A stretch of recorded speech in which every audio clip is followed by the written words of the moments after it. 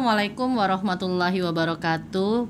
Berjumpa kembali kita dengan Bincang Sumsel di TVRI Sumatera Selatan.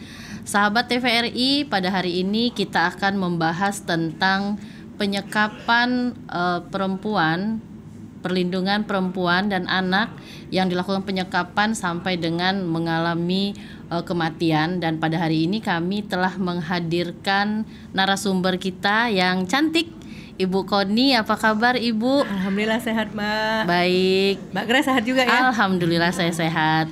Ibu Koni ini salah satu orang yang giat di pembelaan profesi advokat dan giat juga dalam menangani perkara anak dan perempuan.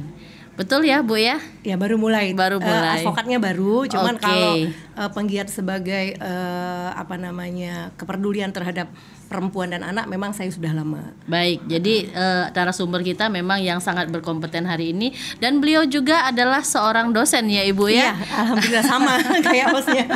Jadi kita satu frekuensi ini Bu, karena kebetulan kita sama-sama dosen dan kita juga berlatar belakang sebagai advokat, begitu ya Bu ya. Nah, terkait tentang penyekapan perempuan ini ya, beberapa waktu perkara ini cukup viral dan bahkan menjadi trending topik ya, baik itu di media sosial ataupun di media harian. Ibu bisa diceritakan sedikit apa dan bagaimana latar belakang perkara ini sehingga menjadi atensi publik sehingga harus dibicarakan baik itu dalam diskusi formal maupun diskusi informal. Silakan Ibu. Ya baik, terima kasih Mbak Grace ya.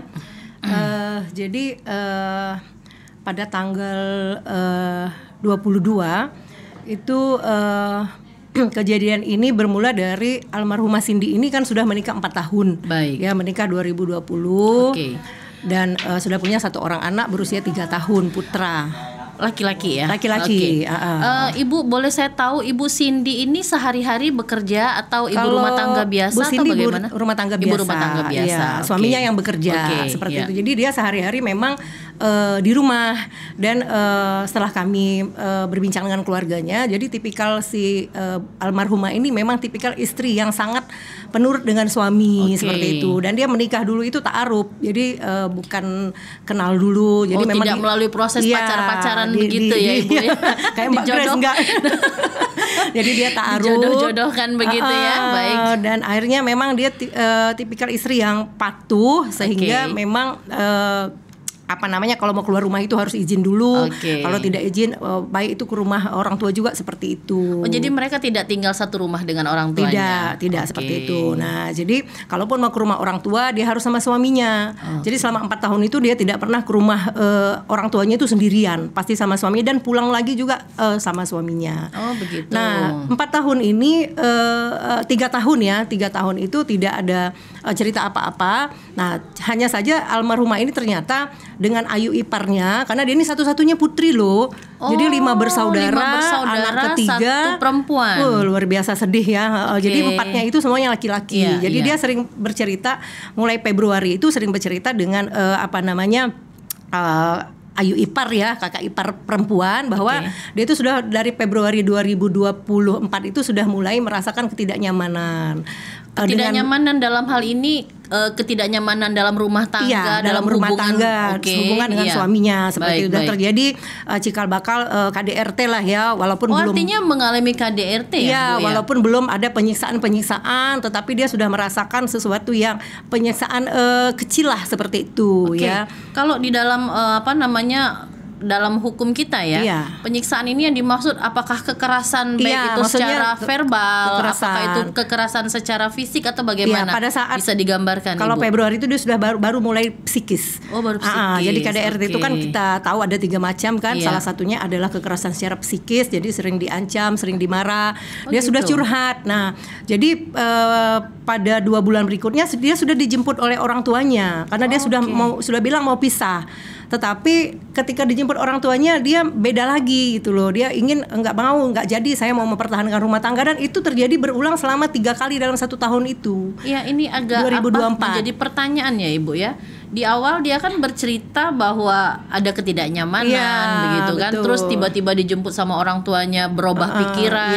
Ini yang melatar belakangi apa kira-kira Ibu? Apakah karena memang ada semacam tekanan secara psikis dari pasangannya, atau memang ketakutan dia untuk berpisah dari si suami, atau bagaimana Ibu? Ya, kalau kita tanya dengan pihak keluarga, semuanya. Jadi satu sisi sepertinya ada tekanan, kedua dia memang kepingin mempertahankan rumah tangga ya, karena setelah kejadian suaminya ini berjanji untuk berubah, terus suaminya berjanji untuk tidak melakukan lagi seperti itu. Nah jadi dia berharap ada perubahan, karena tipikal almarhumah ini adalah tipikal istri yang sangat patuh dengan suami. Tentunya sebagai seorang istri dia berharap rumah tangganya kan lama, karena sudah ada putra juga usia 3 tahun. Nah jadi akhirnya dia kembali lagi.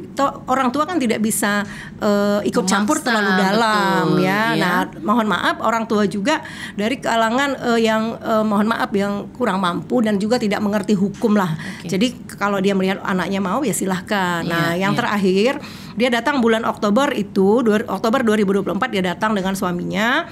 Nah, setelah bulan Oktober itu dia nggak datang lagi sampai ke kejadian. Nah, jadi 24 Oktober sampai dengan kejadian udah cukup lama itu ya Ibu 3 bulan ya. Jadi bulan Oktober, pertengahan Oktober itu dia datang. Kejadian kan sekitar tanggal 20 Januari. Nah itu mereka tidak pernah bertemu lagi, baik terhadap orang tua maupun saudara-saudara ipar yang lain. Itu apa memang dilarang oleh suaminya atau bagaimana? Semua akses ditutup atau bagaimana Bu? Jadi semenjak Oktober itu kalau orang tuanya memang nggak punya handphone ya. Jadi kakak-kakaknya sama kakak ipar yang punya handphone itu diblokir. Nah, oleh tapi suami? Oleh handphonenya si almarhumah. Oh, yang melakukan pemblokiran itu almarhumah langsung atau memang atas perintah suaminya yang Ibu ketahui dari informasi keluarga?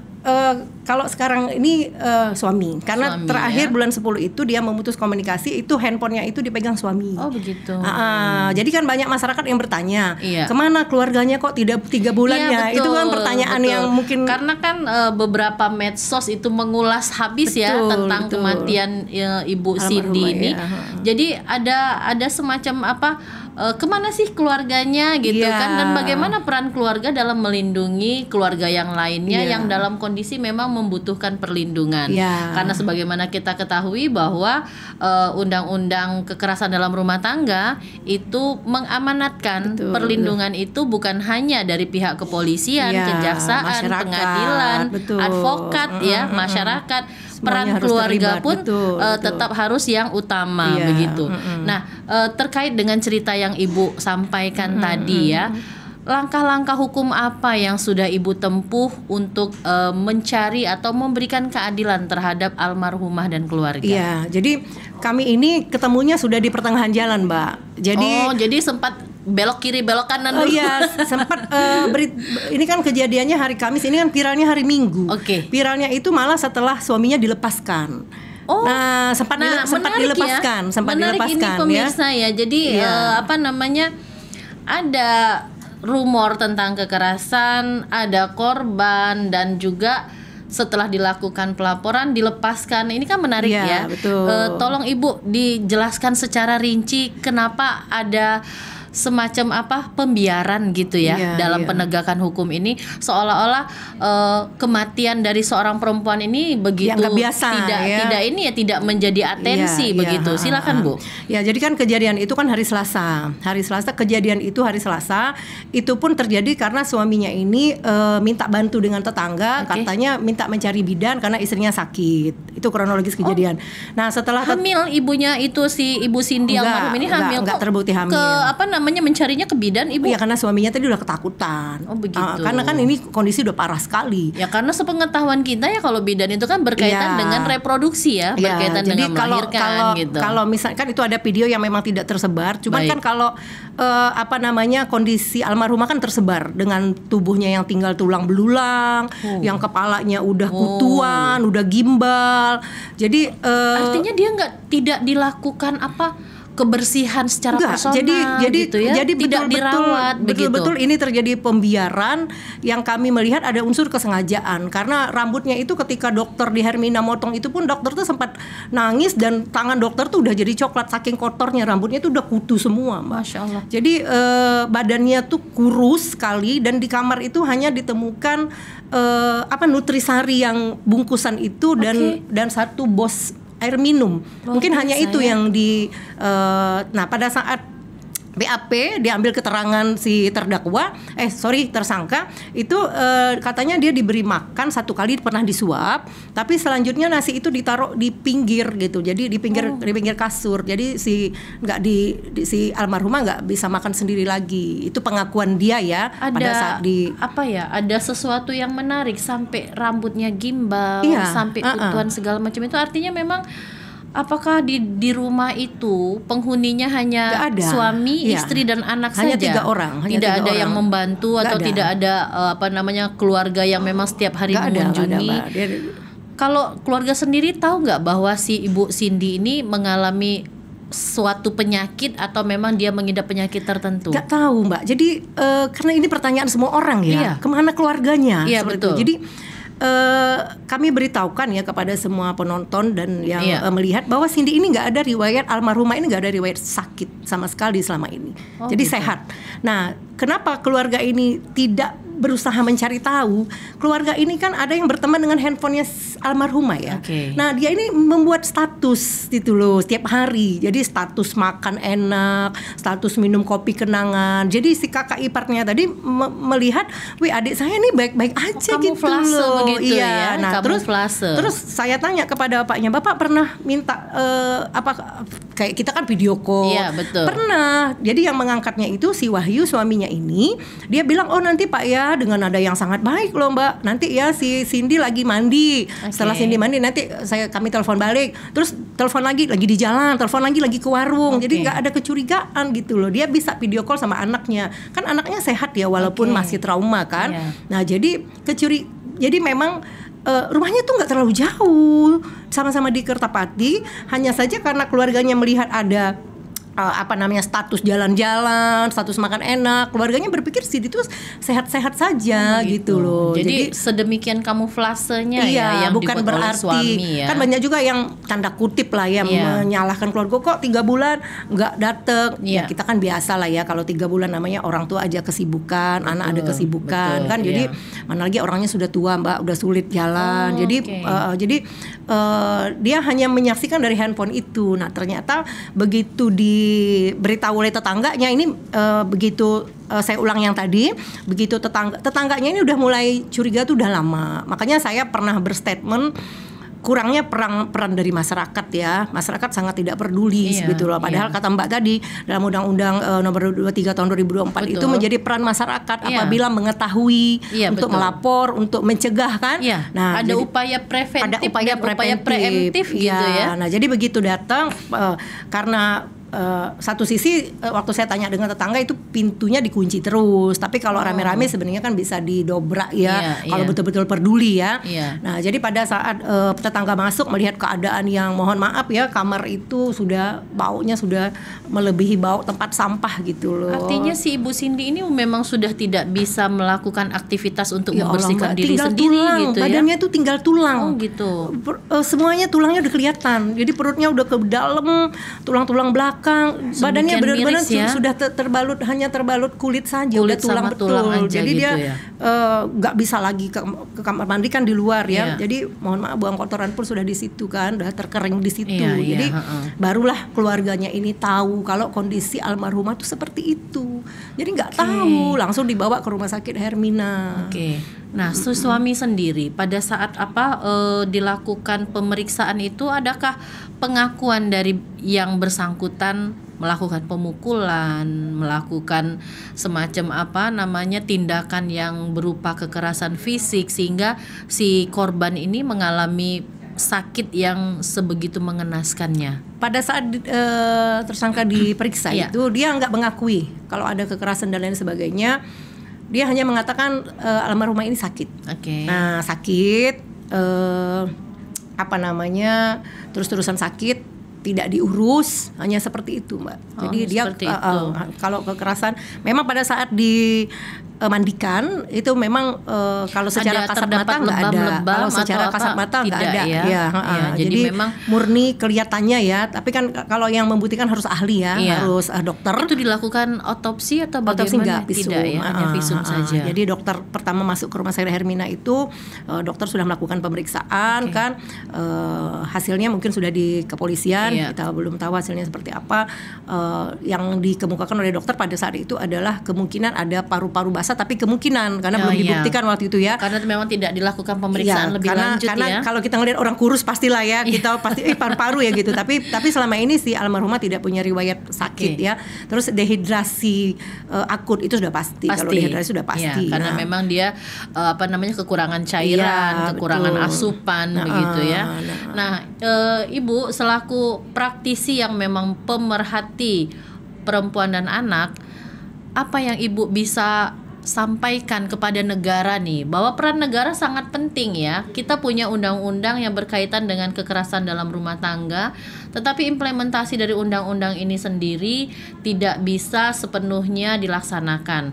Sedangkan amanat dari undang-undang itu sendiri bahwa gunanya dibentuk undang-undang kekerasan dalam rumah tangga ini adalah melindungi perempuan, terutama yang masih di bawah umur, agar tidak dilakukan kekerasan, baik itu kekerasan fisik, kekerasan verbal, dan kekerasan yang berkaitan dengan kesusilaan. Nah, bagaimana Ibu menjelaskan tentang peran negara dalam perkara ini? Apakah memang negara hadir memberikan keadilan untuk si korban dan keluarga korban, atau bagaimana sepanjang yang Ibu alami sebagai praktisi bidang perempuan dan anak? Iya, kalau praktisi ya kita bicara sekarang sebagai praktisi ya. Jadi kalau sebagai praktisi saya melihat kalau regulasinya sudah sangat banyak sekali mulai dari pengesahan dari PBB, ratifikasi ya Ibu ratifikasi undang-undang perlindungan terhadap perempuan, terus deklarasi anti kekerasan. Ada lagi ratifikasi tentang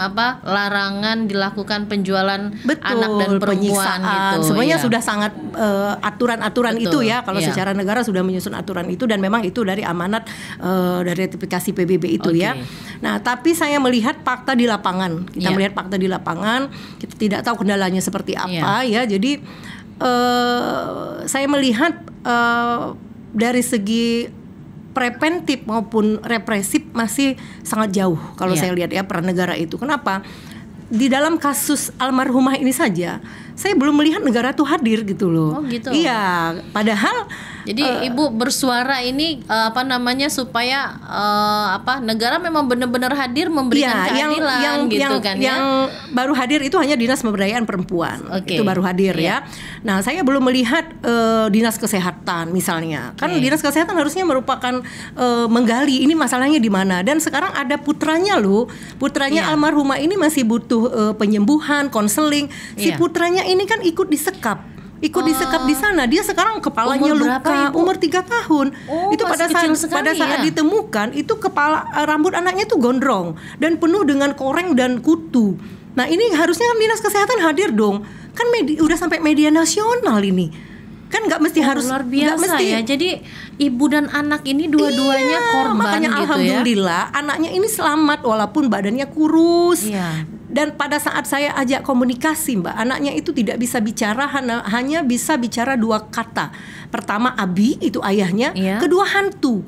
Saya tanya lagi hantu itu siapa? Jadi analisa kami, hantu itu sebutan dia untuk ibunya gitu loh, karena ibunya ini kan udah gimbal, udah jadi luar biasa loh anak ini. Aduh, saya mau nangis ya. Jadi mungkin dia tuh manggil ibunya itu hantu pada saat itu, dan dia pada saat dia manggil hantu tuh dia meludah gitu loh. Jadi saya membayangkan Ibu Cindy ini dipanggil hantu, jijik mungkin ya. Jijik karena pembawaan seperti itu ya. Nah, jadi bau dan lain sebagainya. Saya itu sedih itu bukan apa ya. Saya kenal dengan mereka baru ini. Tapi kemana negara gitu loh. Saya ini Dinas Kesehatan nggak mungkin nggak tahu. Masa nunggu keluarga korban harus melapor? Nggak seperti itu dong konsepnya kan. Jarak dari rumah korban dengan rumah tetangga berapa jauh? Dia tinggal di rumah padat penduduk. Daerah padat penduduk. Artinya bukan yang sepi. Dia di bawah rumah, iya. Oke. Di bawah rumah artinya di atasnya ada ini iya. ada yang menunggu Iya, ya gitu ya. iya, Apa mereka nggak jadi pertanyaan ya, kemana ini kok nggak ada keluar gitu? Kenapa tidak interaksi dengan tetangga-tetangga gitu Itulah ya? Mbak, sekarang ini kita sangat prihatin dengan kondisi kehidupan bersosial. Jadi sudah tingkat kepedulian masyarakat itu rendah di mana saja, bukan hanya kejadian almarhumah ini. Mungkin ini kilas balik kita untuk kembali lagi menjadi masyarakat madani. Betul. Ya, karena pengaruh gadget ini luar biasa. Jadi kita terhanyut dalam dunia sendiri, dalam dunia medsos, sehingga kita nggak peduli lagi dengan tetangga, tidak peduli lagi dengan yang namanya silaturahmi. Padahal kalau misalnya ini tetap dibudayakan silaturahmi itu, kita masih bisa menjadi masyarakat yang madani. Nah, ini salah satu kelemahan kita dalam silaturahmi yang tidak berkesinambungan, sehingga akhirnya ada korban di sekeliling kita pun kita tidak tahu ya. Ini hanya sebagian kecil dari sindi-sindi yang mungkin lebih dari ini ada, tetapi karena memang tidak terangkat beritanya dan tidak terekspos sehingga kita tidak tahu. Mudah-mudahan dari berita Cindy ini nanti kita bisa mendapat pelajaran yang berharga. Betul, itu yang harus kita suarakan terus. Baik, kita harus suarakan pertama preventif tadi ya. Jadi masyarakat harus peduli, terus bagaimana peran pemerintah. Ya, saya terus terang sebagai masyarakat Sumsel, saya katakan bahwa saya sangat kecewa sekali dengan pemerintah ya, baik itu wali kota, wakil wali kota, sekda, anggota DPR, kemana saja loh. Anggota DPR itu ada yang membidangi khusus perempuan loh. Betul. Ya, belum dan ada yang hadir. Ada organisasi kan? Ada organisasi, ada WCC, ada yang lain. Jadi saya tuh bingung. Tadi sampai saya komunikasi ke keluarga ya, pelapor kakak tertua, ada siapa yang hadir? Saya bilang karena saya nggak bisa kesana terus ya, jauh rumahnya di Kertapati di ujung. Nggak ada Bu, baru yang dari Dinas Pemberdayaan Perempuan. Saya tuh kecewa gitu loh. Kecewa artian saya sekarang kalau almarhumah kita kirimkan doa lah ya. Saya malah memikirkan nasib anak ini gitu loh. Jadi karena anak ini kan masih berusia 3 tahun sehingga si anak ini bukan hanya membutuhkan perawatan tetapi juga membutuhkan konseling seperti yang Ibu mentalnya bilang tadi. Seperti apa? Penyehatan mental ini membutuhkan waktu yang tidak sebentar. Kalau luka fisik mungkin segera bisa disembuhkan. Kalau luka mental apalagi mengalami trauma itu pasti membutuhkan waktu yang panjang. Apalagi keluarga si Cindy ini Mbak, dari kakak-kakaknya yang tua, yang nomor 1, nomor 2 juga maaf ya, memang mereka dari keluarga yang kurang mampu. Jadi disinilah harus peran serta dari negara itu harus. Saya salut buat Ibu Koni demikian memaknai ya, jadi menghayati banget sampai keharuannya ini nggak bisa ditahan lagi, dan ini salah satu bentuk pengabdian pada profesi yang totalitas begitu ya Ibu ya. Nah Ibu, terkait dengan pemberitaan yang beredar di media sosial, kadangkala media sosial ini kita belum sampai ke proses pengadilan yang sebetulnya, tetapi media sosial sudah menjadi pengadil tingkat pertama seolah-olah begitu ya. Jadi peran media ini luar biasa. Ada sisi positif dan sisi negatifnya. Sisi positifnya adalah hal-hal yang memang tidak terverifikasi oleh publik itu bisa dimunculkan.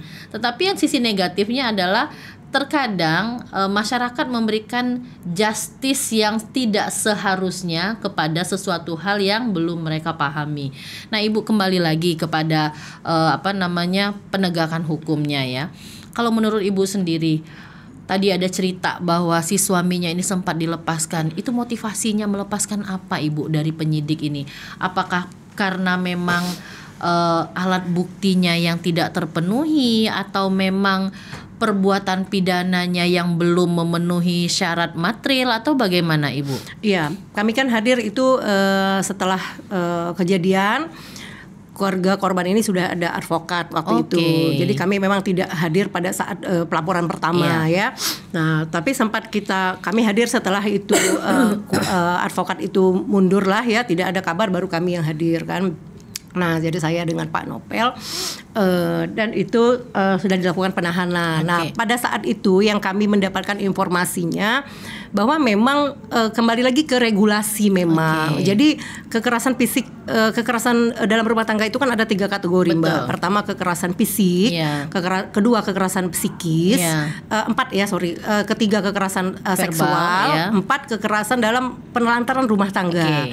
Jadi pada saat itu penyidik menggunakan pasal 49 yaitu penelantaran dalam rumah tangga yang ancaman hukumannya hanya 3 tahun. Jadi tidak wajib ditahan. Tidak wajib ditahan. Gitu. Masyarakat kan tidak tahu. Nah, jadi sudah 1 kali 24 jam dia dilepaskan seperti itu. Nah, jadi memang kita harus memberikan masukan kepada pemangku negara ini bahwa jangan hanya kekerasan fisik yang ancaman pidananya 5 tahun sampai 15 tahun. Kalau penelantaran rumah tangga yang menyebabkan kematian, ini kan penelantaran rumah tangga yang menyebabkan kematian, artinya kan, nah harusnya ada pasal lanjutan. Jadi misalnya apakah ancaman hukumannya 5 tahun, di atas 5 tahun, karena agar si pelaku bisa ditahan seperti itu. Nah jadi akhirnya penyidik menggunakan pasal 359 di KUHP yang menyatakan bahwa kelalaian yang mengakibatkan kematian, hilangnya nyawa orang, yang ancaman pidananya itu 5 tahun sampai 7 tahun, makanya si pelaku bisa ditahan seperti itu ya. Jadi memang kami sudah sangat mengapresiasi saat ini sudah dan kalau sekarang sudah sangat cepat itu sudah terakhir tadi sudah disampaikan oleh penyidik ke rumahnya almarhumah SP2HP-nya bahwa sudah disampaikan SPDP ke kejaksaan dan sudah disampaikan dimulainya penyidikan seperti itu dan tersangka pun sudah ditahan seperti itu. Kita santai sejenak Ibu, kita minum-minum karena bincang-bincang kita masih cukup lama ini. Silakan. Oke Ibu, ini sangat menarik ya karena kekerasan dalam rumah tangga ini sebetulnya sudah menjadi cerita yang berulang-ulang ya. Ada waktu itu suami yang mengalami pemukulan karena ini tapi tidak banyak ya. Artinya kekerasan dalam rumah tangga ini tidak melulu suami dong yang menjadi pelakunya. Ada juga istri-istri yang melakukannya. Betul. Nah, terhadap fenomena yang seperti ini bagaimana menurut Ibu? Suaminya ini teraniaya banget gitu. Jadi mulai dia yang harus cari pekerjaan, cari nafkah, sampai rumah dia yang harus cuci piring bla bla bla segala macem gitu kan. Istrinya jadi tuan besar gitu. Nah, fenomena seperti ini bagaimana menurut Ibu? Iya, kalau di dalam Undang-Undang Nomor 23 Tahun 2004 tentang penghapusan kekerasan dalam rumah tangga, artinya korban itu siapapun yang ada di dalam rumah tangga, tidak mesti harus selamanya istri, bisa juga suami ya seperti itu ya. Nah, jadi tetap harus diproses secara hukum yang berlaku. Secara hukum yang berlaku artinya tergantung, tetapi kan kita tahu ya, kalau KDRT ini kan bisa delik aduan, bisa delik biasa. Nah, tergantung tingkat kekerasan yang dia dapatkan.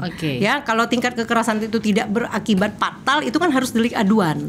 Ya, kalau delik aduan, nah mau nggak dia si korban ini mengadu kan, Mbak? Nah, itu kembali lagi ke sana kan. Kecuali kalau dia kekerasan fisik yang mengakibatkan luka berat, mengakibatkan dia jatuh sakit atau sudah menghilangkan nyawa, itu baru delik biasa. Nah, kadang-kadang kalau laki-laki kan dia nggak mau mengadu, Mbak, malu dia kan. Betul. Fenomenanya kan seperti itu kan. Ya. Nah, sebetulnya kan kalau saya mencermati tujuan dari undang-undang kekerasan dalam rumah tangga ini adalah penghormatan terhadap hak azazi manusia. Betul. Nah, penghormatan terhadap hak azazi manusia ini kan berkaitan juga dengan undang-undang HAM gitu ya. Betul. Artinya undang-undang kekerasan dalam rumah tangga ini bisa kita paralelkan dengan undang-undang HAM. Tapi balik lagi seperti apa dan bagaimana peran negara ini memang dibutuhkan begitu kan. Nah, kalau masalah-masalah kekerasan dalam rumah tangga yang hanya sebatas, mohon maaf ya Ibu ya, ada kasus penganiayaan oleh suami, ada kasus-kasus yang penelantarannya seperti Ibu katakan tadi. Terus ada juga yang mungkin Ibu meneliti juga tingginya tingkat perceraian di Kota Palembang. ini salah satunya adalah bersumber dari kekerasan dalam rumah tangga. Betul. Menurut Ibu sendiri, apakah regulasinya ini yang patut kita robah, atau regulasinya yang memang mengalami suatu implementasinya yang tidak berjalan sesuai dengan amanat undang-undang, atau bagaimana, Ibu? Ya, kalau saya boleh sampaikan di sini ya. Jadi kata Mbak Grace tadi, tujuannya itu sebenarnya undang-undang itu dibuat sebenarnya tujuan utamanya itu adalah untuk mencegah sebenarnya kan. Betul. Kalau poin satunya itu mencegah terjadinya kekerasan dalam rumah tangga. Kedua baru menegakkan keadilan, non diskriminasi. Betul. Dan pada akhirnya untuk menciptakan keutuhan rumah tangga. Betul, Jadi regulasi itu dibuatkan bahasa kita hari-hari kan untuk menakut-nakuti lah kalian kalau ada KDRT seperti ini artinya sebagai rambu-rambu ya, sebagai jangan lakukan. Makanya kalau saya boleh mengatakan kepada semua bukan hanya kaum perempuan. Jadi di dalam Undang-Undang Nomor 7 Tahun 84 tentang perkawinan itu kan dinyatakan secara jelas apa yang dimaksud dengan perkawinan dan tujuan dari perkawinan. Betul. Nah, apa yang dilakukan di dalam perkawinan? Artinya saling menghormati suami istri seperti itu. Nanti dulu kita bicara hukum dunia. Saya selalu setiap saya melakukan upaya preventif, saya selalu katakan kepada baik ibu-ibu maupun bapak-bapak, karena ini kan rumah tangga 2 orang nih, Mbak. KDRT itu ada pelaku ada korban. Betul. Jadi pahami 2 hukum saya bilang ya. Pertama hukum agama, kedua hukum negara. Hukum negara itu nomor 2 loh. Hukum agama dulu. Jadi hukum agama itu misalnya ar-rijalu qawwamuna 'alan nisa, bahwa laki-laki adalah pemimpin seperti itu. Nah, di undang-undang perkawinan disebut juga bahwa kepala rumah tangga itu adalah laki-laki. Nah, sehebat apa kita loh, Mbak Grace? Betul. Artinya kita harus mengakui suami ini kepala rumah tangga. Tetap kita tempatkan dia sebagai imam. Pagi-pagi kita harus bikin sarapan, misalnya atau apa, jam sekian kita belum pulang kita harus ngomong. Nah, artinya para suami pun harus tahu kewajibannya apa gitu loh. Jangan cuma bisa menyandang saya ini kepala rumah tangga. Dia harus paham, dia harus mencari nafkah. Sekarang kan banyak karena faktor ekonomi. Suami-suami main judi slot misalnya. Suami-suami males. Termasuk mohon maaf, salah satu kasus di almarhumah Cindy ini, suaminya itu kadang kerja kadang enggak, Mbak, seperti itu. Artinya memang ada pengaruh kekurang ekonomi pahaman juga ya. Dan keterbatasan mereka dalam memaknai tujuan dan kemanfaatan rumah tangga itu sendiri. Nah, Ibu kembali lagi ini. Kita nih sudah sangat-sangat sering mensosialisasikan tentang undang-undang KDRT, mensosialisasikan dalam bentuk flyer, dalam bentuk diskusi, ada lagi dalam bentuk seminar, dan ini berulang, berlanjut begitu kan, tetapi masih sering terjadi yang namanya kekerasan dalam rumah tangga. Kalau kita cermati ya, kalau kita verifikasi mungkin kejadian-kejadian Cindy ini bukan cuma ada di Palembang, di tempat lain kemarin mungkin ada yang banyak. Dimutilasi di Lamkoper, banyak sekali. Dan ini kenapa terus-menerus terjadi? Padahal kita sudah punya undang-undangnya, ancaman hukumannya juga cukup berat gitu kan. Apakah memang pesan moral dari undang-undang ini tidak sampai kepada masyarakat di tingkat yang paling rendah, atau bagaimana menurut Ibu? Kalau menurut saya sih kan kalau kita bicara hukum ya, Mbak ya, hukum itu kan efektivitas hukum itu kan ada beberapa faktor.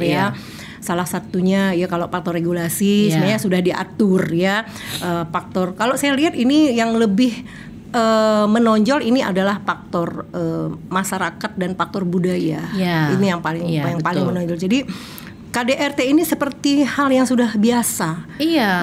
Jadi istilahnya kalau suami itu ngomong kasar sama istri itu kayaknya nggak dapat sanksi. Padahal di dalam undang-undang ini jelas kan larangan dan kebolehan terkait dengan apa yang menjadi rambu-rambu dalam undang-undang itu sendiri. Saya pernah melakukan penelitian kepada beberapa ibu rumah tangga, baik yang bekerja. Jangan salah loh, kekerasan KDRT ini bukan hanya terjadi kepada perempuan yang ibu rumah tangga, ya ibu-ibu yang wanita karir banyak wanita kejadian. Karir juga banyak kejadian, cuma karena mereka tidak mau mengekspos, tidak mau melapor kan.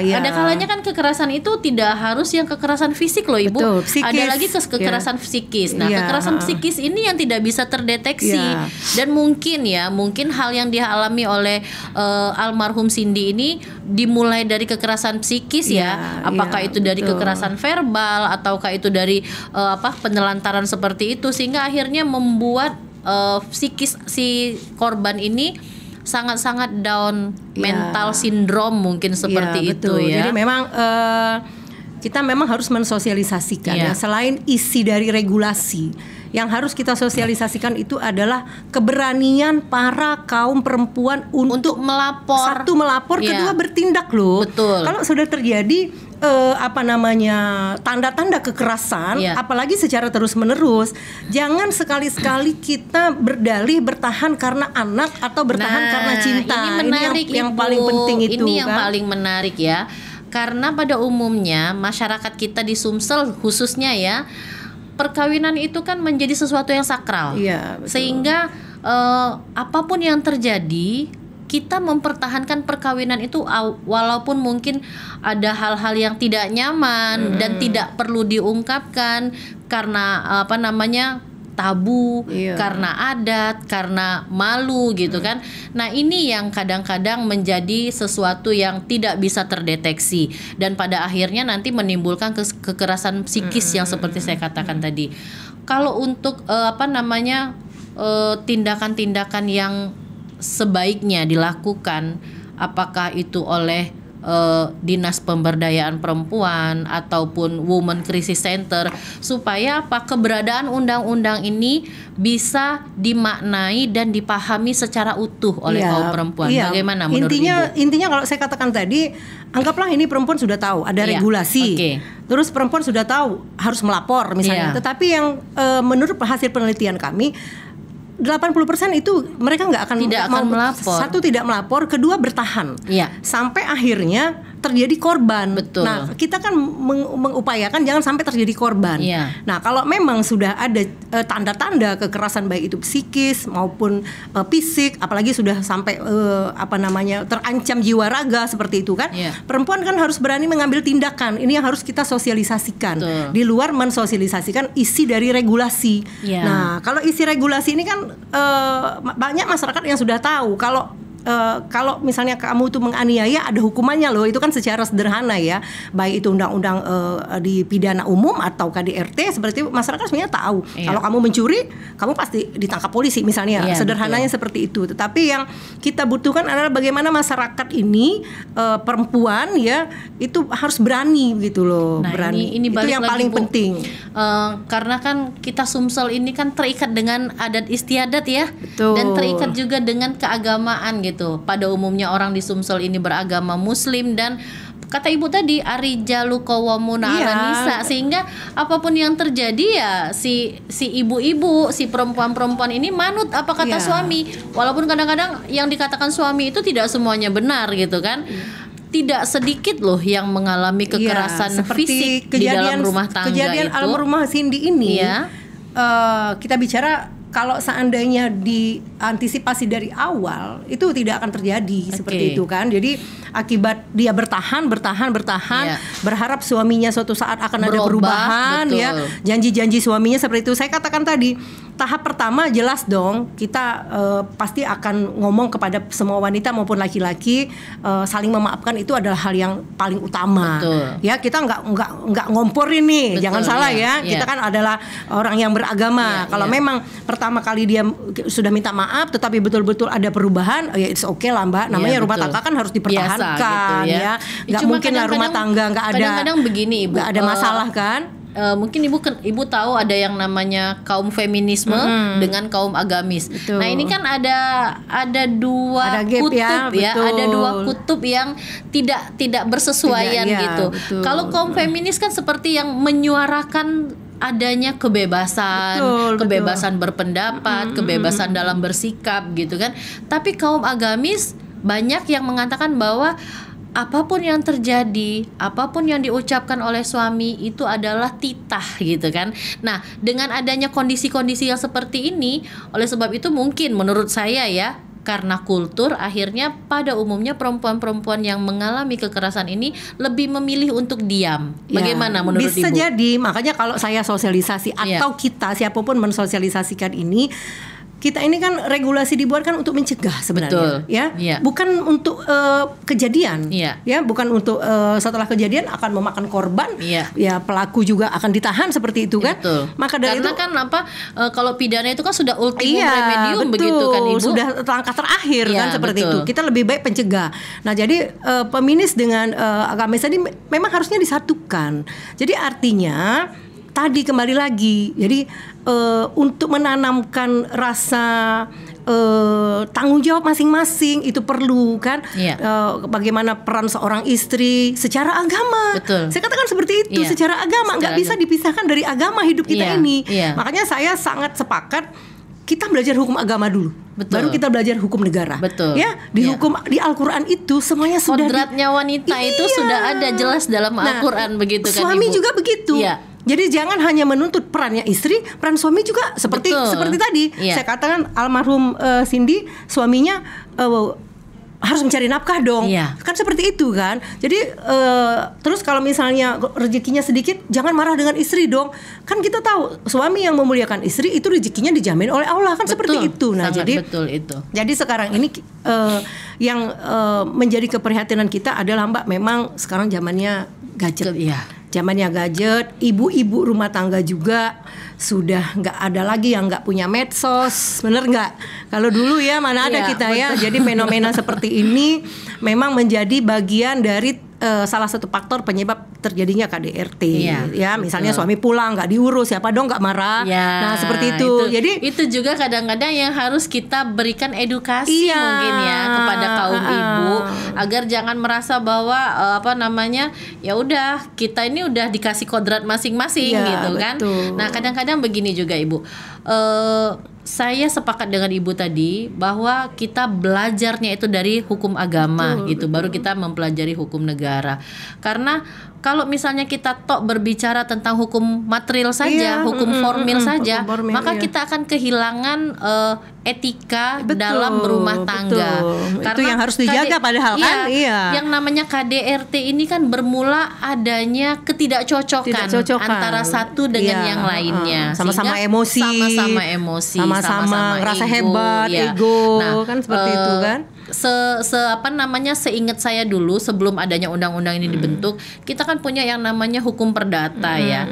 Sebetulnya hukum ini merupakan pengejawantahan dari hukum perdata itu sendiri, tetapi lebih spesifik kepada rumah tangga.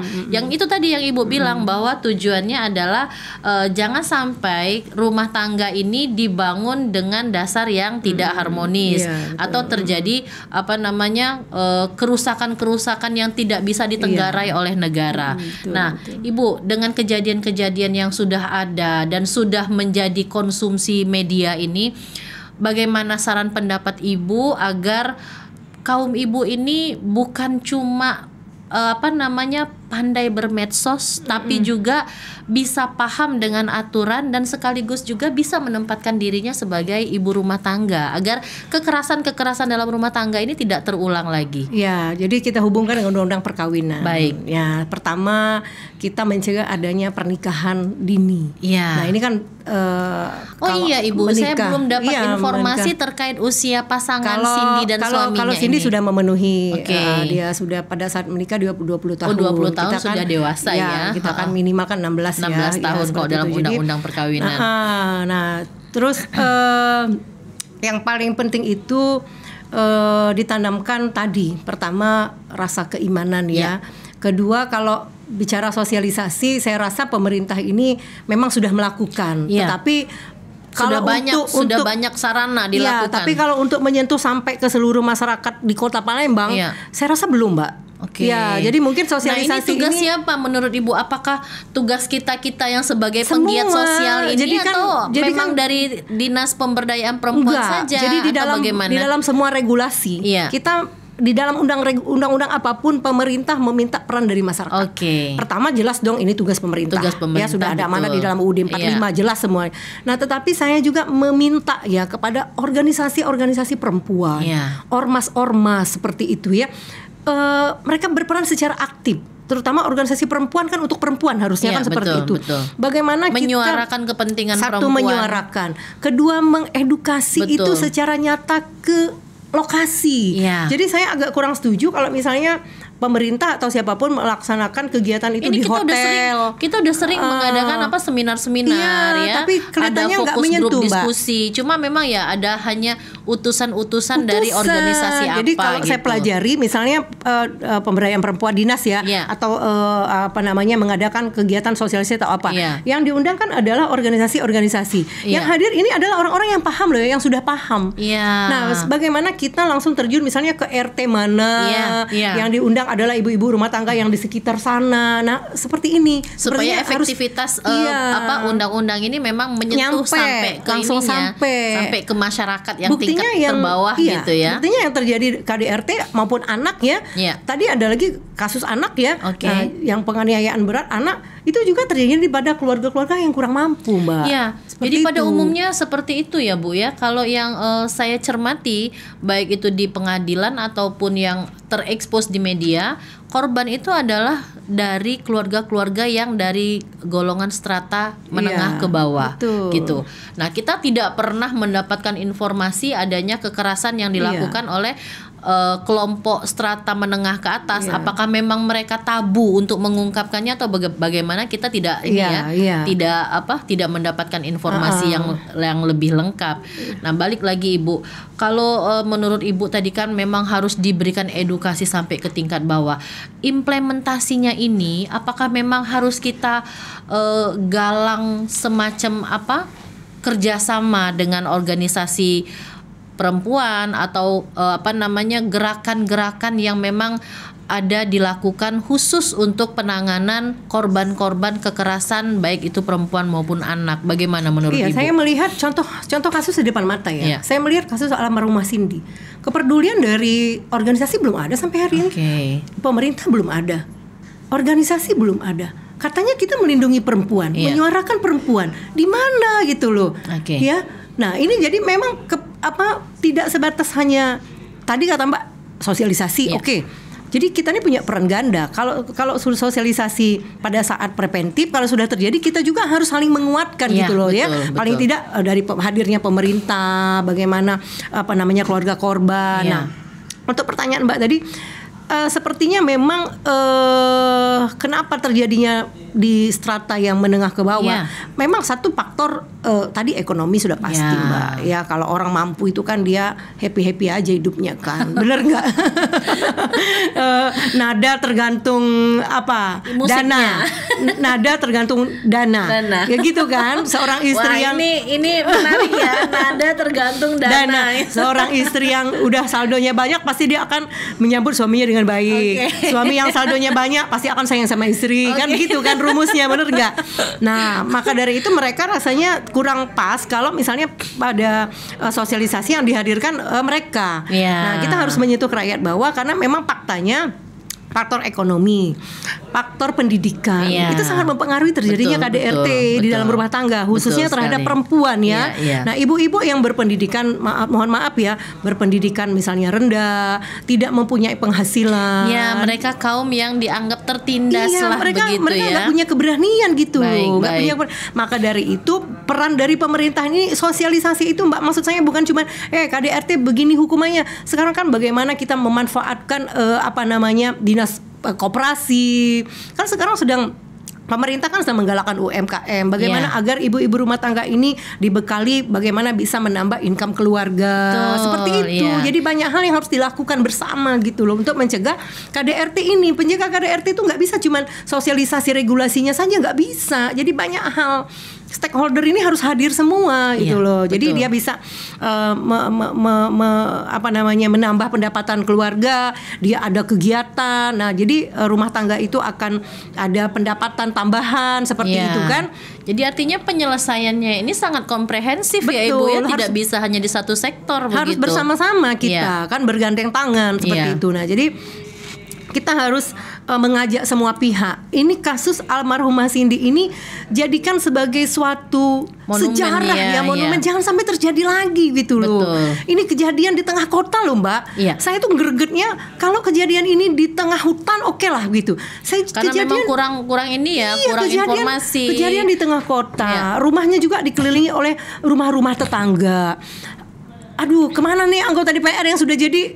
Kemarin waktu anggota DPR nyalon, kalian pada kampanye kan, pasti ada dapil. Kemana nih? Saya ini ya, Kertapati, Lorong Mataram, ayo hadir anggota DPR-nya. Nanti akan menjadi catatan khusus ya, agar menjadi perhatian yang lebih oleh pemerintah itu begitu baik ya. DPR kota maupun DPR provinsi loh. Itu kan masuk dalam dapil ya. Nah, jadi kemana mereka seperti itu? Yang organisasi perempuan sampai hari ini jangan kita cuman bicara-bicara saja. Saya minta seperti itu. Tindakan nyata juga kita harus perlihatkan seperti itu. Jadi akhirnya kita kepedulian sesama perempuan juga harus kita, terutama kita loh Mbak. Mbak Elsa ya, kita harus tunjukkan secara nyata loh. Nggak bisa kita cuman ngomong-ngomong seperti saya. Terus terang, saya tanpa kenal saya hadir sendiri ke rumah korban. Saya menghubungi wartawan, saya bilang di mana rumahnya, saya hadir sendiri. Yang saya bawa mainan anaknya dulu, karena yang terpikir dalam pikiran saya itu adalah anak ya. Kita kan punya anak ya. Saya kalau bicara anak nggak tahu lah saya Mbak saya suka. Memang salah satu tujuan dari Undang-Undang KDRT itu adalah memberikan perlindungan ya terhadap anak-anak hasil perkawinan itu begitu kan Ibu ya. Nah, balik lagi untuk anaknya ini bagaimana rehabilitasi dan konselingnya? Apakah sudah dijalankan atau bagaimana? Kalau sekarang belum ada. Saya masih berupaya. Saya sudah menghubungi salah satu anggota DPR, katanya akan segera gitu loh. Tapi tadi pagi saya kontak dengan Purwanto, kakaknya yang paling besar, itu belum ada sampai hari ini. Ada Ibu sudah menghubungi Komisi Perlindungan Anak mungkin? Saya nggak menghubungi. Saya pikir begini ya. Ini berita sudah sampai nasional loh. Nggak ada TV yang nggak meliput, televisi yang nggak meliput. Kemana mereka? Apa kami harus datang dulu ke KPAD, Komisi Perlindungan Anak ya? Kami hadir dulu ke Dewan. Saya rasa nggak begitu dong. Masa formalitas orang udah jadi korban melapor dulu gitu? Kecuali di kepolisian, delik aduan. Mereka harus hadir dong. Ini yang saya sangat kecewa. Saya terus terang, saya udah hubungin salah satu teman di Dewan. Kemana kalian? Saya bilang, ini anak masih sakit loh. Kepalanya ini masih penuh dengan koreng. Saya bilang, apalagi memberikan bantuan, Mbak, nggak ada sama sekali. Sementara keluarga korban ini sangat membutuhkan bantuan. Dan sekarang si anak siapa yang ngurusnya? Neneknya. Neneknya. Karena kedua kakaknya ini kan Gojek ya. Nah, dia kan harus cari uang juga untuk karena dia kan sudah punya istri dan anak seperti itu. Jadi saya tuh prihatin. Saya bilang selama ini waduh, termasuk keluar lah ya organisasi-organisasi perempuan ya seperti itu ya. Tidak bisa Mbak dengan formalitas ini keluarga korban udah kehilangan anaknya. Si kakak korban udah kehilangan adiknya. Apa iya dia sempat melapor? Kan nggak begitu dong konsepnya. Saya bilang, saya tuh greget sekali. Sampai detik ini belum ada kepedulian. Bagaimana? Akhirnya dilihat oleh masyarakat lain, pemerintah juga begitu. Tambah males masyarakat melapor. Nggak ada bantuan yang menyentuh.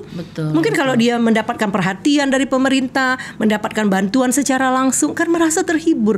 Artinya mereka merasa, walaupun kami rakyat kecil, masyarakat yang kurang mampu, kami juga mendapat perhatian loh dari pemerintah. Tersentuh gitu ya. Makanya saya hadir Mbak. Saya bilang, saya terus terang Mbak, salah satu tujuan saya menjadi advokat, saya ingin membantu orang-orang yang tidak mampu. Terus terang, ini kasus pertama saya baru 1 minggu lalu dilantik ya sebagai advokat. Saya bilang, Pak, saya akan dampingi secara gratis. Saya bilang, nggak usah Bapak pikirkan biayanya. Mereka tuh seneng gitu loh Mbak. Jadi ngelihat mereka tuh tersenyum itu ya udah kayak ya Allah gitu loh. Itulah yang dinamakan dengan officium nobile. Jadi keberadaan advokat itu bukan cuma hanya sekedar menjadi pendampingan untuk kasus-kasus yang eksklusif, tetapi juga menjadi pendampingan untuk masyarakat-masyarakat yang memang membutuhkan keadilan. Begitu, jadi mereka itu kan ngerasa bahwa saya tinggal di negara Indonesia ini sama dengan yang lain, bahwa dia tuh nggak berhenti, ya Allah ternyata masih ada orang baik Bu, katanya seperti istilahnya itu kan kalau apa dalam bahasa hukumnya equality before the law itu memang itu kita laksanakan. Betul. Begitu ya. Nah jadi para advokat juga nih kita harus minta ini himbauan himbauan sekaligus mengajak supaya nanti para praktisi hukum itu punya empati. Betul. Agar apa namanya tidak memilih-milih kasus, tidak memisah-misahkan ini kasus yang berbayar, ini kasus yang prodeo, begitu ya Ibu ya. Betul. Oke. Nah Ibu, apakah Ibu punya semacam gerakan khusus atau perlakuan khusus untuk perkara ini supaya nanti perkara ini bisa berjalan sesuai dengan rule hukumnya dan bisa memberikan rasa keadilan kepada keluarga korban dan keluarganya. Ya, kami dari LBH Bima Sakti bersama Pak Nopel sudah melakukan pendampingan upaya-upaya maksimal dan terbukti saya sangat apresiasi. Ya, ini udah selesai tahap penyelidikan, udah naik penyidikan. Ya, dan SPDHP-nya tadi tahap pertama udah diberikan. Ya, saya yakin, saya hanya bicara kepada penyidik, kita gunakan hati nurani, itu saja. Kalau kita menggunakan hati nurani, nggak mungkin kasus almarhumah Cindy ini dibuat kasus yang main-main.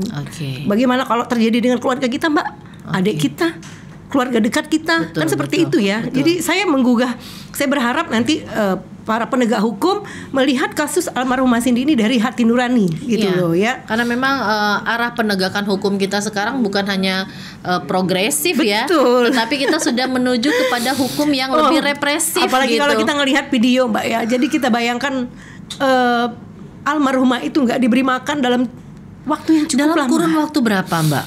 Ya kalau prediksi dokter itu 1 bulan itu dia nggak makan betul, Mbak. Hanya minum ya.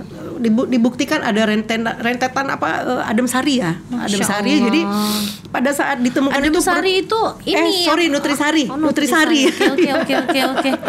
Oke gitu ya. Jadi kalau melihat video itu rasanya miris sekali begitu ya Ibu ya. Manusia yang masih tidak tersentuh berarti memang dia tidak punya hati nurani ya. Jadi ada foto pernikahan juga tersebar di medsos, dia gemuk, cantik, manis. Ketika ditemukan itu dia tinggal berbalut tulang seperti itu ya. Luar biasa ya. Jadi kami berharap ya kepada aparat penegak hukum ya, baik di kepolisian, nanti di kejaksaan maupun di pengadilan, kami minta untuk menegakkan hukum ini seadil-adilnya kepada pelaku agar menjadi pelajaran lah bagi semua masyarakat ya untuk tidak melakukan ini lagi ya seperti itu. Nah, balik ke ke regulasi tadi. Mungkin menurut Ibu kan ada beberapa pasal yang perlu ditambahkan atau ada beberapa perubahan yang perlu dilakukan. Ibu ada nggak niat untuk melakukan judicial review-nya terhadap saya melihat kasus ini pasal-pasal yang ada di dalam undang-undang itu sendiri atau pemaknaan di dalam undang-undang itu sendiri. Kalau saya mempelajari pasal demi pasal ya, bagian pidana itu harus ada beberapa pasal yang memang diperbaiki. Salah satu contoh kekerasan penelantaran dalam rumah tangga. Nah ini karena kan di dalam pengertiannya itu di pasal 1 kan biasanya disantumkan pengertian itu, pengertian kekerasan dalam rumah tangga, pengertian kekerasan itu sendiri apa. Nah mungkin ini Bu yang perlu menjadi masukan ya, yang akan siapa tahu nanti akan dilakukan judicial review terhadap undang-undang ini agar tidak jadi menjadi salah tafsir yang dimaksud dengan kekerasan itu, karena kan orang biasanya berpikir kalau yang namanya kekerasan itu pasti kekerasan fisik. Tidak menyentuh kekerasan psikis, padahal sebetulnya yang paling fatal itu adalah kekerasan psikis begitu ya. Di pasal 45 itu kekerasan psikis itu ancaman pidananya hanya 3 tahun. Nah itu dia Bu. Jadi kadang-kadang seperti penelantaran rumah tangga tadi. Penelantaran rumah tangga itu tidak ada pasal penyambung, Mbak. Jadi dia itu hanya semacam definisi aja. Jadi dia ancaman hukumannya itu 3 tahun kalau penelantaran rumah tangga. Nah, harusnya kalau menurut saya ya, itu ada pasal sambungan. Penelantaran rumah tangga yang mengakibatkan hilangnya nyawa. Ini yang terjadi dengan Cindy kan? Karena kan selama ini mungkin belum ditemukan atau mungkin ada kasus yang seperti ini tapi tidak terekspos. Kasus Cindy ini kan penelantarannya udah berlapis ya. Dia sakit tidak diurus, tidak diberi makan, tidak juga diberitahukan kepada orang tuanya Cindy seperti itu. Udah berlapis-lapis. Sehingga mengakibatkan korban meninggal kan. Iya, Nah, artinya apa iya kita hanya menerapkan pasal yang hanya diancam 3 tahun sampai si pelaku tidak ditahan. Nah, sekarang makanya dipergunakan pasal di 359 KUHP. Padahal itu sifatnya lex spesialis kan.